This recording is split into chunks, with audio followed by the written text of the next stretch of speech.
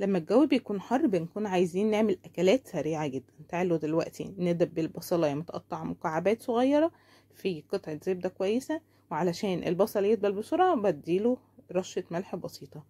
البصل دبل شوية، لقيت عندي شوية بسطرمة قطعتهم مكعبات برضو صغيرة بالشكل ده كده، وحمرتهم شوية مع البصل، ونزلت بمكعب مرقة لحمة.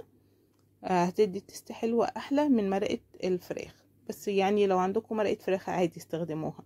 دوبت المرقة كده، ودلوقتي هبدأ ان انا انزل بمعلقتين كبار من الدقيق، معلقتين 2 بس مش بنزود. حمرت الدقيق كده مع البصل لحد ما اختفى خالص، وبدأ ان هو لونه يغير يعني عشان ما يبقاش طعمه واضح. ونزلت بلتر من الحليب، ممكن ننزل بنص لتر حليب ونص مية زي ما تحب، ومش هحتاج ويسك ولا اي حاجة. انا بس هدي شوية فلفل اسود وظبط الملح، وبالاسباتيولا كده هبدأ ان انا احركهم لحد ما يوصلوا معايا للقوام ده.